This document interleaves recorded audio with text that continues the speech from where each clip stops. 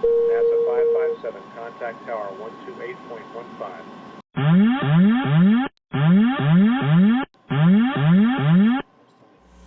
Caution, caution. Manual, fuel, manual, fuel. I'm John Goglia. I'm Greg Feith. And I'm Todd Curtis. And we are the Flight Safety Detectives. Between us, we have over a century of aviation accident investigation and safety experience to draw on as we discuss issues that affect all of us. So we are qualified to share our perspectives on accidents and incidents and what can be learned from them for the future. We're proud to say that we have two sponsors that really relate to the topic of aviation safety: the Professional Aviation Maintenance Association, or PAMA, and Avemco Insurance. Later on in the show, we'll tell you how you can get a 5% discount on your insurance just for listening to the show. We don't just dissect the official reports. In every episode, we identify safety issues and take the mystery out of accident investigations. So maybe pilots and their planes can have safer flights ahead.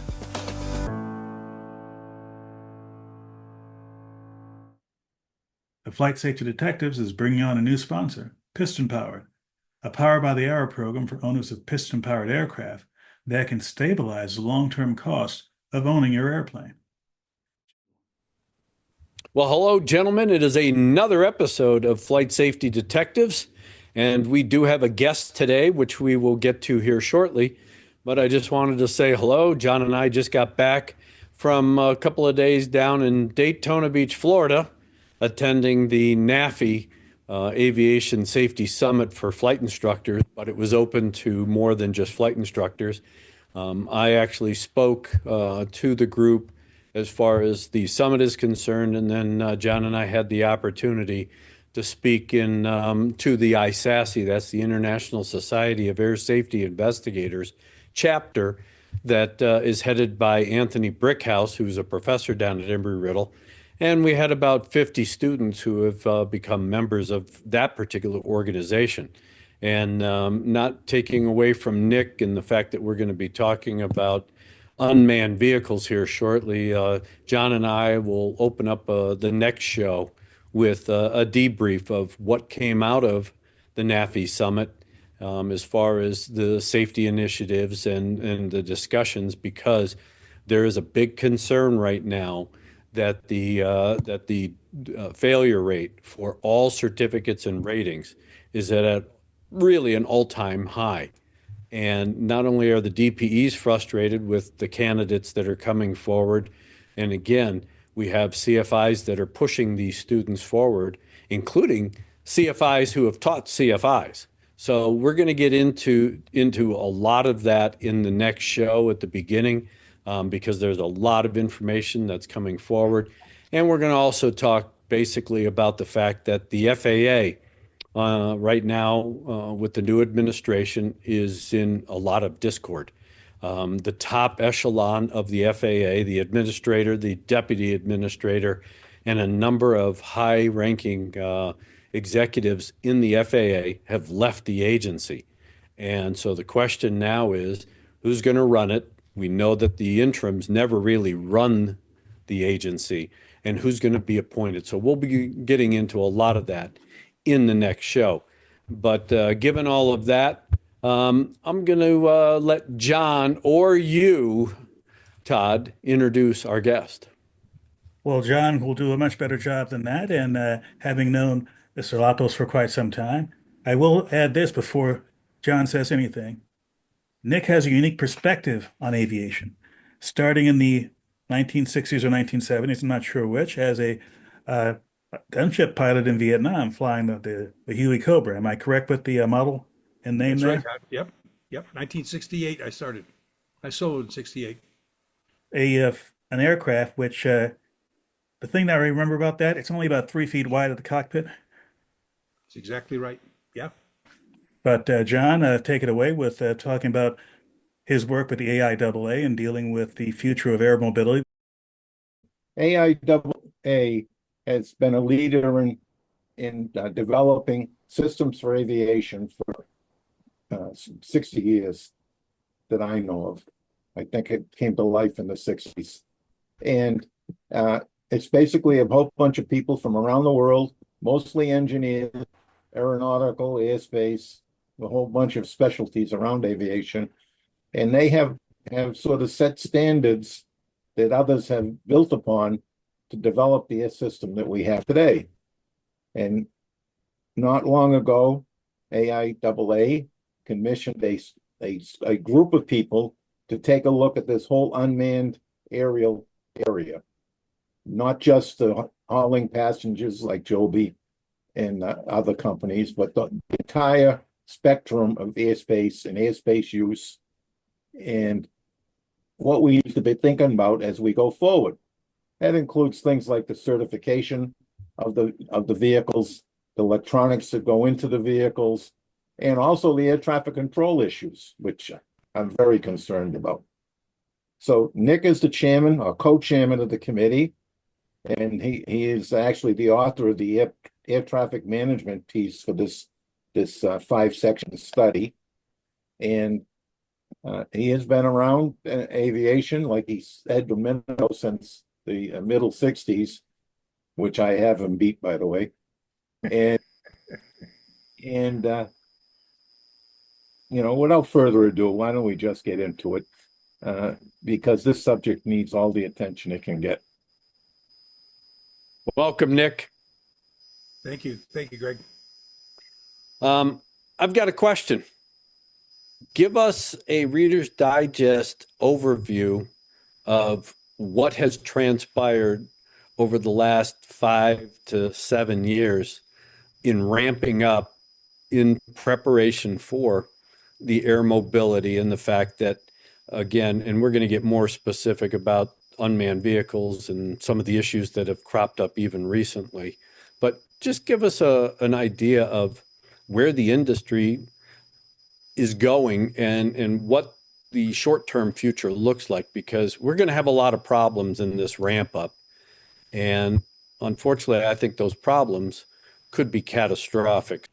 Give us a Reader's Digest view of where we're going, how the industry is ramped up to this point, and what the short-term future looks like as far as getting ramped up and really working through the trials and tribulations as we start to saturate the airspace with these unmanned vehicles.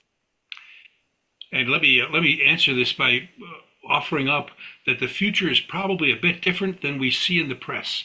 If you see the air taxi operators and the manned vehicles that will probably replace helicopters in short term for some intercity uses, those are interesting and important, but the actual money and the business base will be spread in a pyramid that runs downward to letter carrying machines and upward towards 20 and 30 kilogram machines that carry packages and other things. In fact, the business base that we look at was reported by the GAO as being the FAA needs to be looking at where the future business is going to be. The idea that, for example, the FAA has asked for machines to see and avoid, detect and avoid, and that every unmanned machine has to have the detection devices on it, that probably creates a threshold of economic cost for the machine that will supplant the ability to do letter carrying and so on, because there's just not enough business base to do that. We think that the FAA, however, is being very wise in not disrupting today's very safe and very effective air traffic system for a future promise. But as the future begins to build, we think there needs to be the beginnings now of a technical future that creates an air traffic network that involves all air vehicles in the same airspace. We're talking to each other through a network. And if you could picture, it's like our cell phones and like ADS-B. So that in fact what happens is even the smallest drones are capable of carrying these because they're not terribly expensive or heavy. And the largest, a 777, is also part of that system as well. And that the air traffic system that it results from this is a network that allows prioritization and safety shielding for the big human carrying machines and the medium human carrying machines, but also then allows the smallest machines to do their business. And it's that we picture as being probably where the future wants to be, and we need to start now constructing it. Okay, so and that opens up the door for a lot of questions, of course. But right now with air traffic, especially commercial air traffic, we have really specified routes. While general aviation, we can go anywhere and do anything. We don't follow a particular route necessarily. The commercial operators, when we're flight planning, we're on Victor Airways or we're going point to point and things like that. With these unmanned vehicles, though, it is the big sky concept where, if you're dropping packages, you're going everywhere and anywhere at any time. How do we prevent chaos? And I understand the technology of the see and avoid, because see and avoid, you got to see and avoid the other unmanned vehicles, but you also have to see and avoid the manned vehicles, if you will, the aircraft that are in the air. So how do you control that chaos? It's a great question. And really, we have to recognize that see and avoid really means that you know where the other folks are and that you and they together share this airspace and you can avoid each other. I could picture, for example, the drones could have their autopilots all connected together. But rather than see and avoid, it's that everyone signs into the network and the network provides the quasi-sensor that feeds back again. So all the air vehicles know where the other air vehicles are and can avoid them. Not a visual system, but very similar to what your cell phone does when you go on Google Maps and you see a red zone because the traffic is slowed down. The red zone is really just all the cell phones in that area all slowing down, and Google converts that to a red route. So the suggestion that we have is that we would begin to plan on a future air traffic system. Probably would take about 5 or 10 years to implement, and that air traffic system would be a full network.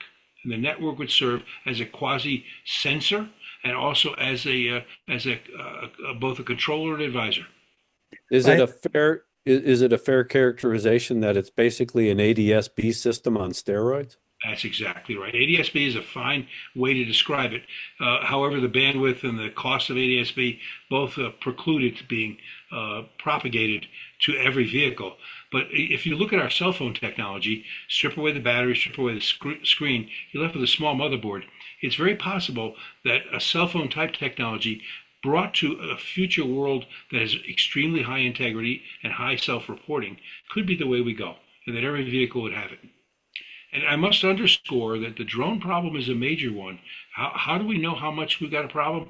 The dented leading edge of that firefighting aircraft tells you. That was a miracle that it didn't harm somebody. Also, if you just open up eBay and put in drone in eBay and look at the 19,000 hits you'll get being sold every day. Greg, you said we're in a problem. We are, because I think I heard the word Yahoo was described a little earlier in this conversation. Everyone's got one, and boy, we as a people are maybe not as equipped to be disciplined with regard to how we fly these things. We know that they're not disciplined because they're out there creating havoc. Again, whether it's over a disaster scene like the fires, over some other tragedy somewhere else, over a car, it doesn't matter, because they're trying to capture video and then trying, of course, to peddle it for bucks and that kind of thing. Todd, I'll let you ask a question because I got a number of follow-ups with Nick.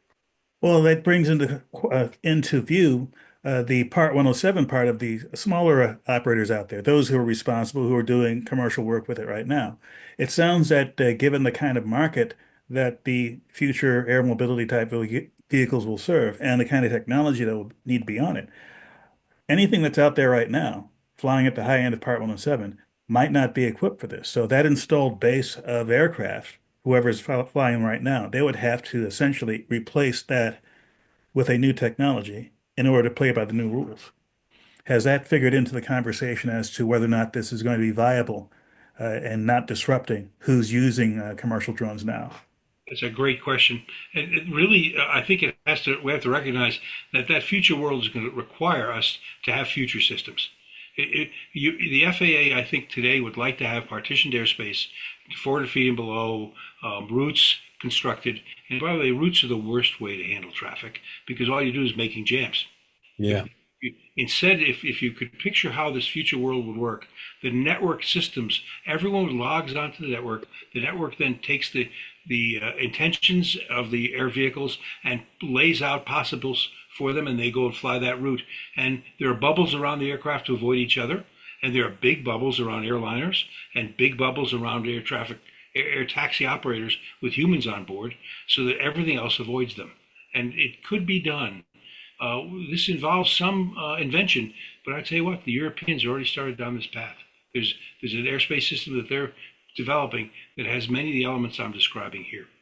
Well, So first, when I have no expertise in this area, but one thing that comes to mind, given my level of expertise, this sounds like some sort of distributed artificial intelligence drone type swarming technology where you have X number of vehicles in a fairly limited space, and they have to make, out of necessity, decisions in real time. There will not be a remote human operator able to take in all the information and make decisions for multiple aircraft. So, given that as a possibility, what is the thought as far as one of the risks that happens when you have semi-autonomous systems, such as the stock market, where suddenly you might have what they call a flash crash? The stock market drops hundreds of points in moments for no apparent reason, and you have to step in there and manually put the brakes on things for things to reset. So I have a lot of stuff there. Again, I don't have expertise.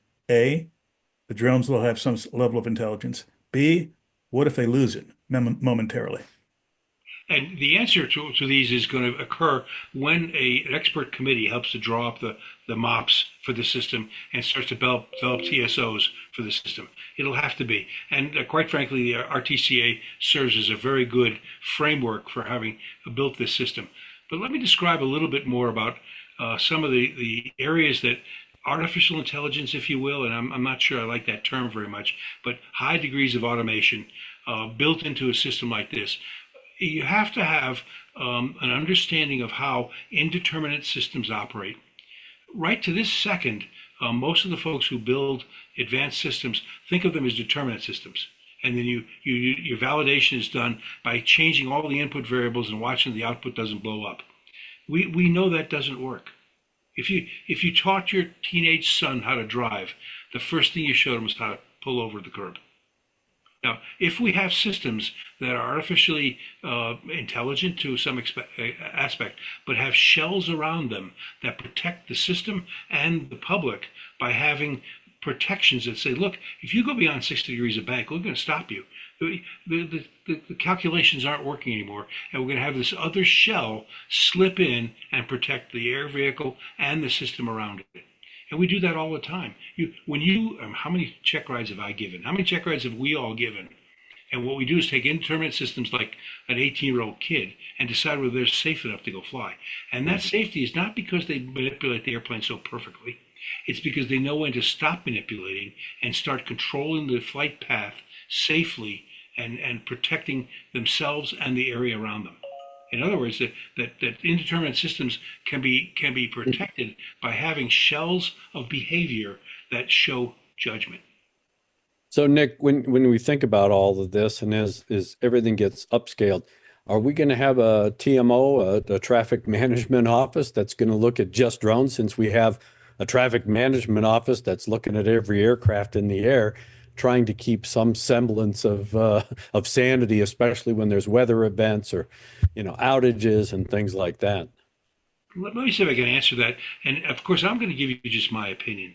And I'm reasonably expert in some areas and a fool in others. So there's a vision, though, that says that you probably would not have a separate drone entity. You have an air traffic management system, and that your 777s are in there too. And in fact, they're the king, and they get to go anywhere they want to. And when they show up, everyone else runs to a corner. If you could picture like when a shark goes on a reef, every one of the reef fish run to the corners. Well, I think you'd have that same thing. But on the other hand, you would not be able to say that the drones can't operate in some areas. It's a temporal control, that the time management is what determines how the airspace runs. So that when the 777 shows up, everyone leaves. But when that 777 lands, comes down the ILS at Teterboro and lands, then behind them are the drones that operate to deliver packages and letters to the neighborhoods underneath the ILS path.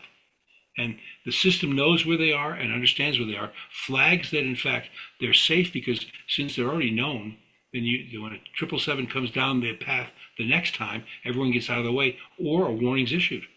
And we can understand that. I'm going to offer something up. today we deal with voices and permissions and add 10 knots, please, because you're too much space between you and the guy ahead of you. That's not how it can operate. The future system will operate the way FedEx operates packages today. The days before Christmas, FedEx operates so that they have 20.5 million packages in their system, and they know where every package is within 100 meters. It's a data system because we have good data. And so if we set up a system that's like that and have humans that intercede when we see dangers occurring, the alarm bells sound or the screen turns red because, hey, here comes an airliner and these guys aren't getting out of the way, we can address that and make it work. But it does involve every vehicle being logged into the system, and every vehicle is a partner in the way the system operates. As with other aircraft, there will probably be densities of operation much higher in some areas than others. Manhattan, for instance, fairly high. And for a wholly different set of reasons, Beverly Hills might be a very high traffic area because, hey, if you need to have your package quicker than FedEx and Amazon can get it delivered, why not fly it in? Which brings up the issue of, if this is successful, if we do have thousands or maybe tens of thousands of flights per day, these aren't going to be silent aircraft. What kind of pushback socially do you expect from having this new kind of aviation up close and personal over at least some, not all neighborhoods? Well, and very specific noise sensitive areas, especially over parks and wildlife preserves and all of that kind of thing. That's right. And in fact, I think what we're going to find is that we'll determine what those thresholds of public acceptance are and build machines that meet them nicely. There is no reason why we can't make a drone that's nearly perfectly silent. It will cost some weight efficiency and some power efficiency, but that pales in comparison to having neighbors that tell you can't fly anymore over here. So I think that those all have to be addressed. The most important of them all is safety. Well, good. I'm glad you brought that word up. Yeah. And John, I think you got cut off there. Go ahead. I have a question, Nick. Yeah. And we see all the time about air traffic control workload. Have you looked at what kind of workload increase this would give to traffic controllers in certain segments? As Greg said, we don't need to have a separate system for these people. It needs to be integrated. I think you said the same thing. And if we integrate it, what effect does that have on our existing controller force? I think we have to recognize that humans have a given amount of workload they can perform, and a breakdown then that occurs if they work more than that on their accuracy. So the question then is, how much is automated and how much is flagged so the human only sees the problems and can help resolve them? That I don't picture the system as operating so that humans tell a drone where to go. I picture that most of the system works relatively automatically, and that when there's a danger close, if you will, when two machines come too close to each other, the system flags it, and the human operator then is warned to go ahead and enter into the equation and help decide what to do, even so much as hit the red button and tell all the drones to get away. So, John, I think we can make that work, but it's only going to work when a committee of people from each of the walks of life sit around a table and decide how to make this thing work. And when you talk about safety, Nick, one of the other major concerns I have are runaways. We've had a number of events take place where the mass drone shows, where there's hundreds of drones dancing in the sky for a show. All of a sudden they lose, or there's a spurious signal that interferes with whatever signal is being pumped up to the ship. And like in Florida, where a bunch of them come tumbling down well out of the safety zones that were set up, or you have a delivery drone carrying a 50-pound package that some spurious signal crosses its path and it crashes through the roof of someone's house. How do we protect the airspace from those spurious signals or whatever events, mechanical, abnormal operation, whatever you want to call it? How do we prevent that? Because when we have these mass numbers of drones, those kinds of things are going to probably escalate. I mean, we have accidents with aircraft, as you know, but this is this is on a whole different scale. You bet it is. And in fact, the scale is the question. I do believe this, that the safety of the operations has to be based upon the integrity of the devices themselves. And today's drones do not address that at all. I mean, anyone with a soldering iron can make a drone. And you sell them on eBay, and then off you go. And when you see a drone show, you're seeing a show of vehicles that are all somewhat too marginal to behave in the manner that I'm describing the future has to be. An air traffic system over a populated area has to have a level of integrity that is assured, and that's one of the great things the FAA is good at. The technology might have a level of integrity, but the people operating that technology is a whole different question. If you have the drone systems that can sense one another and can communicate with one another, how resilient is that going to be against someone who will want to, not because they're taking pictures of a fire, but because they're delivering packages in an urban area and they don't want those packages tracked, yet they're in the same airspace as the drones that are paying attention? That's a great question. And I think we're going to have some resolution of these kinds of questions at a public level.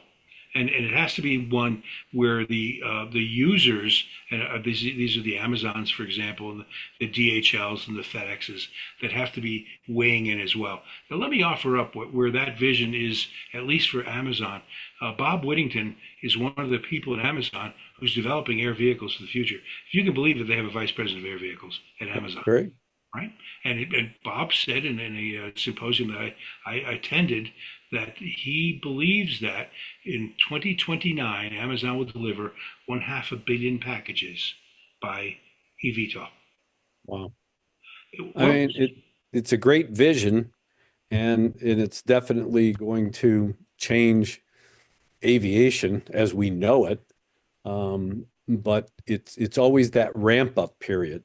That's exactly where, I mean, people want to say that I'm at the end of my career. Hell, I'm starting a new career with all of these EVs because there is going to be a lot of work. Are companies going to be required to be set up like airlines where you have not only the ops department, but you're going to have a very full-fledged safety department? And then, of course, developing those protocols, because not every operation is going to be identical. I mean, how do we police all of that? It's not going to grow by itself. It's going to grow because there's a willful act by a group of capable people to write up the rules and regulations with FAA oversight to make sure it happens. And it's not going to happen overnight, and it's not going to happen by growing like Topsy. It's going to happen because we planned it. I'm going to give some examples, just if I can. Sure. Just when the United States shifted to railroads running the show, there was a plan on where the railroads would go, the right-of-ways they would have, and the laws that would conduct that allow railroads to have public right-of-ways and how they behave. The FCC does the same thing with frequency allocation. Everything you're describing, Greg, and you show really good prescience, will be the same kind of thing for the drones. And there'll be some sort of, we're in an age today where people say that the government's no good and we can't have oversight. That's backwards. In fact, business wants the government to set reasonable rules so when they meet the rules, they can operate. They don't want it to be where they build something and then find out later it doesn't work and the government won't allow it to operate. And I think, from looking at it from a regulatory standpoint, and we all know that regulations are made to be broken, but, one of the big issues, and it really started with trying to track offenders of lasers, pointing lasers at aircraft and trying to track their position and then, take the corrective action against the offender. We have these drones out there that we can't identify, we can't track, we don't see them on radar. We're going to have to be a bit forceful in the regulation and say that anything built, from this day forward is going to have some level of tracking or at least ability to pump a signal out that we can identify a rogue drone, because we're going to have these operators that are going to be doing their own thing for their own reasons. Whether it's crossing the border with good stuff or bad stuff, it doesn't matter. But they're going to try and skirt the rules and skirt the system. I mean, we got airplanes that fly under the radar, if you will, to do that. How do we prevent drones from being used in that manner? Yeah, and how do we prevent our society from being exposed to horrendous crimes that can be committed by those drones? Yes. The answer is, I believe, number one, is that we talk about having the proper kind of module that goes on every drone and every manned machine that makes them join the system. And then the second part of it is, how do we find out someone who's not in this system? And the answer is, for the high-risk areas, I say answer, a possible answer, if you have LiDARs that look for vehicles, and you can find it pretty darn easily, then you look at the vehicle and the LiDAR says, oh, I see that vehicle's in my system. So the rogues will automatically be detected, and we can protect ourselves then against the rogues. And I believe we'll end up having a system that has the ability to see 360 around all our cities and find the drones that are operating, but those drones are correlated against the network, and therefore they're acceptable. And if the drones don't correlate, then we have ways to sterilize the system as a result. Now, there is a certain population of people who, for whatever reason, want to fly a drone. It's not 100% of the population. It's not 0%. And there's going to be a certain percentage who will still do that. Myself personally, I happen to have a 2020 version of a DJI drone under 250 grams, so I didn't have to register it then. I don't have to register it now. But I'm not so hardcore that I'm going to go out there and get a customized large drone to do stupid things in the air. But those people will exist. Here's a big question. It's a social question. What's the market for this sort of rogue operation? Is it in the tens of thousands, or in the millions? Depending on the magnitude of that problem will determine how much of an issue it will be for everyone who's trying to operate in the system. And my answer would be this: it's going to happen anyway. So the question is, how do we keep the chaos of all the good actors behaving themselves and then weed out the bad actors? But if we don't build something for the good actors, we have chaos all the way around. And I also think that there's an issue of not preparing for the future. If you think of detect and avoid on every drone, if you think about the beyond visual line of sight, the phrases are being used all the time. Can I be bold enough to say, in this future world where all the air vehicles are stabilized, there's no such thing as VFR versus IFR. Why? VFR means I have the ability to control my machine by visual reference to a horizon and to all the obstructions around me. Well, if we build a system properly, it automatically has VFR capability, even in IFR. Yeah. You know, and I'm being a little bit radical here, but I think it's important for us to recognize that some of the old paradigms are going to have to be stripped away. But we built an interstate highway system that changed the United States. One of the beautiful things is going out and buying a 68 Chevy literally today for $2,000, put the key in the ignition and go to New York. Yeah. The freedom that it gives our society is unbelievable. And I believe that we can harness that same thing into this future world if we prepare ourselves with the right air traffic management system and the right public protections for that system. Who do you think, what country do you think would be first and foremost in getting this out the door, because they don't have the level of regulation and level of legal restrictions we have here? And I'm not saying this in a bad way. It's like, look, if you have a country like, I'll just pick one out of the hat, Kuwait, that has a small, wealthy population and are innovative in many ways when it comes to energy and banking and such. Why not be innovative in this way? Is there any country out there that's going to be ahead of the United States with trying and failing at doing this first?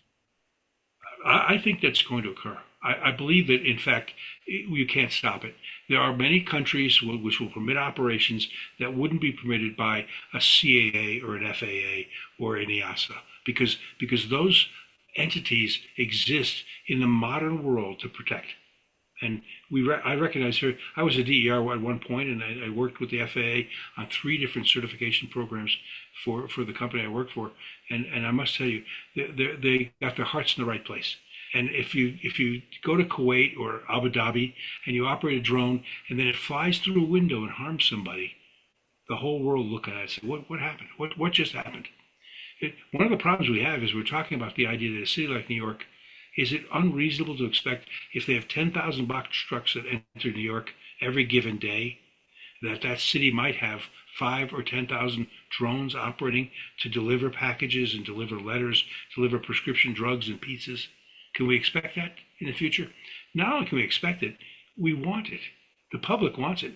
The DoorDash today doesn't work very well because you have to pay a human to come along. But if DoorDash was a drone that costs 20 cents a mile to operate and so on, it'll work out fine. So my belief is that we'll end up adapting the systems that create the economic world that helps us. A mother whose child is sick and is on the phone with the doctor at 2 a.m, and the doctor says, "Okay, I just got all to CVS, and CVS is sending you a package. You'll have your prescription drugs will be on your front porch in 20 minutes." That's something that's much better than thinking about a air taxi eVTOL that takes somebody to the opera by landing on the roof of the opera building. We don't want the world to think that that's where our world is going.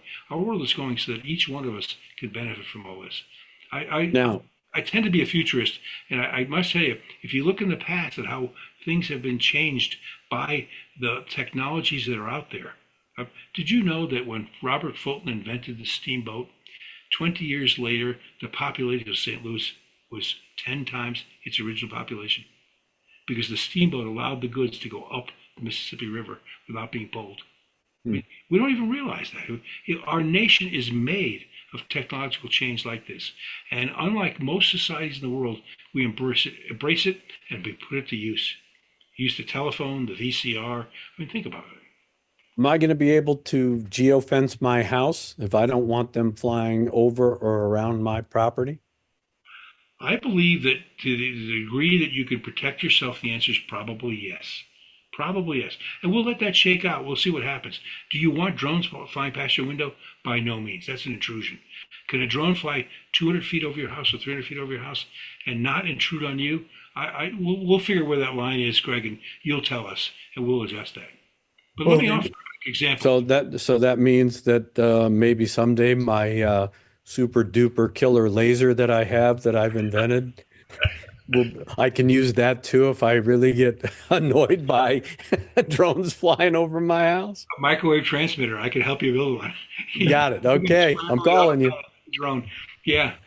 But if you think about this, let me offer what the future world might look like. We have a fire department today. You have a problem in your house.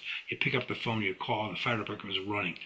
What if the fire department had drones that circled the city and saw the heat inside your roof before you picked up the phone?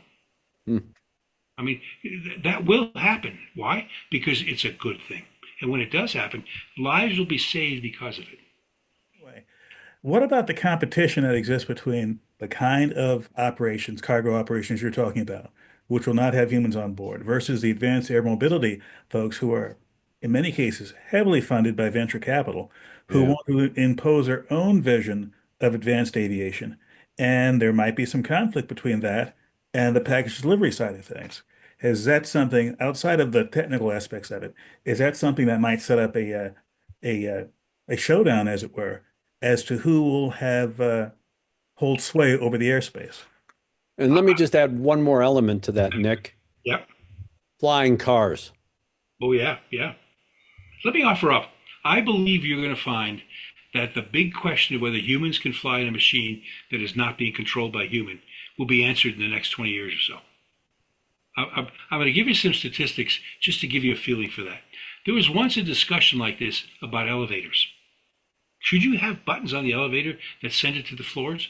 In 1925, Macy's, there was an elevator operator with white gloves on, and he or she opened and closed the doors sequentially and actually flew the elevator to the floors. You know, there was a slot on the bottom of the elevator, and there's a white stripe on the floor, and they would center the white stripe in the slot to know they were on the right floor, open the inner doors, open the outer doors, let people in and out. Do you know that the safety record of elevators when humans were operating it was approximately 100 times worse than the safety record today? Interesting. We have this idea that humans are, I mean, I hear this, I look on LinkedIn and people are, passing their guts out about how could you possibly think about a single pilot airliner? I said, what about two pilots saved all those airliners? Our airline accidents today are almost all the result of human error, almost all the result of crew human error, some maintenance human error, but they're all human error. And so the idea that you'd have two pilots, does that make you safer? I'd love to get into a solid discussion with somebody about what I'd rather have would be a artificially intelligent co-pilot that advised the pilot and saw all the jams you could get into. And eventually maybe it'd be unpiloted. Okay, so now I'll give you a couple scenarios. Hawaiian Airlines zip top 737, top goes off the aircraft. Okay? Oh, yeah, I remember that one. Yeah. Okay. Yep. Or you have United 811, where you blow a hole in the side of the aircraft from an engine, or the cargo door leaves the aircraft. Who are you going to send back there to assess? It's sure not going to be a flight attendant or a passenger. I mean, they sent the flight engineer back to assess the damage on that. Or how do you program the system, the artificial intelligence, and you take the Miracle on the Hudson? I mean, that was a human determination that I can't make it back to LaGuardia. I can't make it to Teterboro. We're putting it down in the water. Will artificial intelligence, will unmanned aircraft make that same type of decision? Greg, the only thing I could counter that with is, first off, it doesn't mean there's not a human on board. Okay, that's number one. And number two is you pick the cherries. Okay, for every Sully, there are 50 pilots in the third world who crashed their airplane because they couldn't figure out how to get the gear down. I agree. I'm sorry. Yeah. I have to say this, and I'm a pilot. I'm a professional aviator. I've trained so many people. I feel very proud of my profession, but I do believe that there's a way to help organize this so you get both. Okay? I think, and I must tell you, advanced control laws, I have patents for some of the fly-by-wire stuff for helicopters. We have changed the way they behave so that, I must tell you this, our flight office secretary went out in one of our test airplanes. We had her fly precision helicopter maneuvers with our advanced controls from the Comanche, and she could have passed the requirements for a pilot because our system was so easy to fly. So the answer, I think, Greg, is a little bit of all of that together. That's great. Yeah, I mean, because that's, I'm a safety, advocate, but, I'm always shooting at safety. Yeah. Just to make sure that we have a robust system, that, we aren't putting Band-Aid fixes in or putting something out there and it's we'll wait and see what happens and then fix it when it happens. We've been down that road with some of the technology that we've put into aircraft, or even spent gazillions of dollars. Microwave landing systems. How much money did we throw at microwave landing systems to make things, quote, safer for aviation? And it never came to fruition. That's right. And meanwhile, it was supplanted entirely by GPS. Yes. That's right. And when you talk about LOS and WAS running GPS approaches, they're brilliant. I'll offer up that the air traffic management system I'm describing that is a possibility for the future is a utility like GPS is. And if you handle it that way, and then you say, okay, I've got this thing, it's got the integrity and the reliability that we need. How would I put it to use? Watch how it changes the way we behave. Before you go on, I have one question for you, Nick. When you mentioned the system that you had in the Comanche program, this is not the fixed wing Comanche. We're talking about the military aircraft program Comanche? Yes. Okay. Yes. Yeah. And we basically took all of the foibles of a helicopter and ironed them out. A fly-by-wire system could make, I used to tell people, we could make the Comanche fly like a B-52. You couldn't tell the difference. It also means, though, that we could create a set of control laws. Remember, I mentioned the idea of shells that protect the machine. We could actually make a machine today where you could get into it, a helicopter, and try and fly into a tree, and it won't let you. Think about riding a horse. A horse won't let you run off a cliff. The horse is smarter than that. What if our machines were that smart as well? and wouldn't let you hit a wall because it could see the wall, and even though you're pushing on the control, it said, I can't let you do that. I can't let you do that. It's definitely going to be an interesting changing world in aviation, you know. And we're not talking the next 50 years, even though it will, but we're talking the next 5 years, because all of this is coming fast and furious. That's right. And it's going to be of real interest. I mean, the question is there a limit? I mean, we're going to have humans programming, AI to an extent, and then all of a sudden AI is going to be learning from AI. Who's going to be programming these, aeronautical vehicles and machines? And as I said, I think the actual protection there, and quite frankly, I've never read it anywhere, is the idea of doing what we as aviators do when we give a check ride, is look for the judgment. Does your system possess judgment? If I have a drone and the drone is AI controlled, and the drone says, I've had enough, I'm going to land in that ball field over there, you give the drone an A. It gets its wings. And we have not talked about that in fact, the way that you get through this AI problem is by not having AI all powerful. That AI only governs you until a point where you have expressed a need to take control of the flight and do it properly. The way Sully did. Sully, he overrode every single thing and said, I'm putting the airplane down, and everyone walked away. It was absolutely brilliant. Well, the three of us are definitely available to join an advisory committee so that we can start working on that right now, because we can't wait. We can't wait till we got a fleet of these things and things start to happen and go, oh, well, yeah, we should have done that. No, there can't be any we should have done.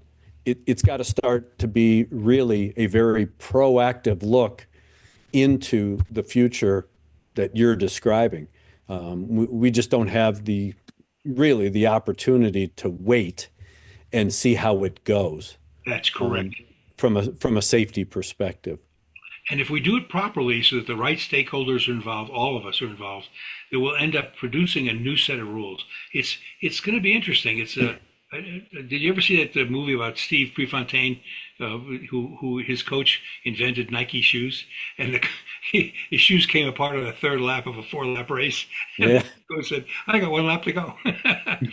We're making our shoes as we're running, and we have to do that wisely and carefully. But if we don't plan on that change, and frankly, no, we're not planning on it. I don't know anyone who's talking about a future air traffic world. But if we don't have one, then we're going to take today's world and the limitations of today's world, and we're going to have them projected into the future, and it'll be clumsy. It won't work. Well, with all the tech folks in the new administration, hopefully somebody's listening to us. They'll pick up the phone and call us and go, "Hey, why don't you boys come over here and join us, and talk about what's going on?" Because the tech is going to take over, and again, we have to stay ahead. We really have to stay ahead of it. We cannot afford to fall behind. That's right.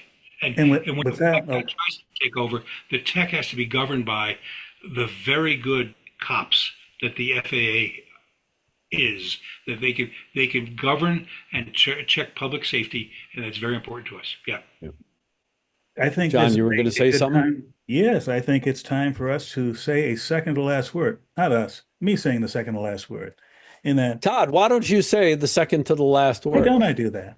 This has been a fascinating discussion. And as I said in the opening, our guest here, Nick, has been in aviation since roughly half a century ago. In fact, I think I'm the youngest amongst the group. I'm the only one who hasn't been in aviation at least half a century, but close to it. What's my second to last word? There's stuff happening. This is not a static sort of industry. If you have the experience, if you have the desire to get involved in this at whatever level, AIAA, industry, government, etc., there's opportunity galore. You just have to go out there and grab it. And this is one of those emerging opportunities that has space for anyone with the desire. Well said. So with that, John, we will leave you with our last word. And for all our flyers, looking at today, not tomorrow, I'll ask you that if you're going to go fly your airplane, do a very good job of pre-planning. Do it at the hotel or at home before you go to the airport. Do it again at the airport, and if it doesn't agree, find out why. When you get out to the airplane, do a good pre-flight. Just in Florida last week, I had a discussion with a number of young pilots and looking at airplanes and telling them things to look at in general sense on every airplane when you do a pre-flight. And after your pre-flight and you get in the air, please put that head on a swivel, because we have an awful lot of people flying today, learning to fly, and they're going to make mistakes. Don't you be part of their mistake. And please, please fly safely. Thank you for checking out our show. We really value our listeners and subscribers. Our podcast gets ranked by you and how much you like it. So please give us 5 stars in your podcast platform. We want to keep in contact with you. We are on Facebook, Twitter, Instagram, and of course, YouTube.